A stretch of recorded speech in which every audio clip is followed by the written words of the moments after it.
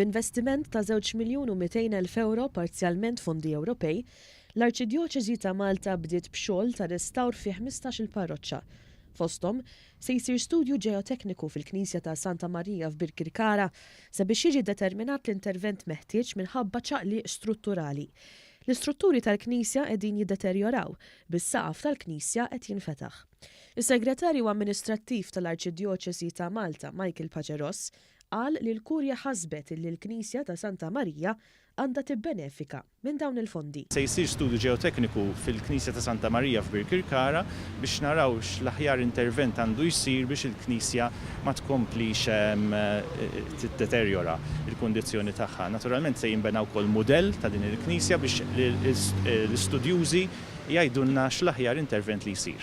F'konferenza tal-aħbarijiet quddiem il-Knisja ta' Marija Bambina tan-Naxxar, waħda mill-knejjes li qed issir restawr fuqha bħalissa, tabar ukoll li se jsir mużew fis-Santwarju tal-Mellieħa u se jiġi restawrat ukoll l-arkivju fil-Kurja tal-Arċisqof li fih hemm dokumenti li jmorru lura sa nofs is-seklu 15. Fir-rigward tal-Visitors Lodge tal-Mellieħa se nagħmlu mużew ekleżjastiku, hemmhekk hemm lodge kif titlattela tal-Mellieħa viċin il-Knisja Parrokjali u hemm bżonn ta' mużew ekleżjali f'dawk il-kmamar li hemm fil-pjazza fil-Misraħ Papa Ġwani Pawlu II. Intant ix-xogħol tar-restawr fuq il-Knisja ta' Marija Bambina fin-Naxxar għaddej ġmielu.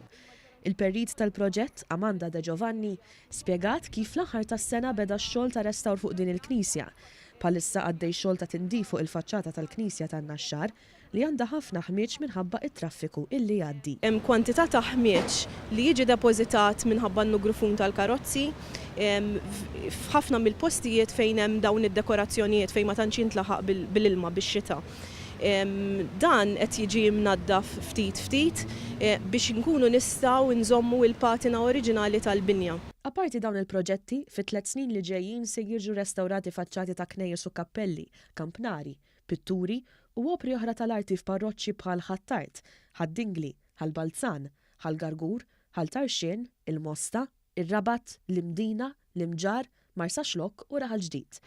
Is-Segretarju Parlamentari għall-Fondi Ewropej Aron Farrugia qal li permezz ta' proġetti bħal dawn qed insaħħu l-wirt patrimonju Malti. Issa qed immorru lejn bliet urħula oħra fil-pajjiż li din in-Naxxar imma qed naraw ukoll proġetti li t-turist jista' jibda jmur lejhom ukoll, iżurhom ukoll. Fil-fatt dal-proġett jiswa madwar 2.2 miljun euro ta' fondi Ewropej u qed naraw li sal-2023 ikollna madwar 180,000 turist iktar illi iżur dawn il-postijiet li qabel it-turist ma kienx ħares lejhom. Filwaqt li qalli aktar minn 80 miljun euro ta' fondi reġjonali ġew investiti fil-konservazzjoni u l-promozzjoni tal-wirt kulturali ta' pajjiżna.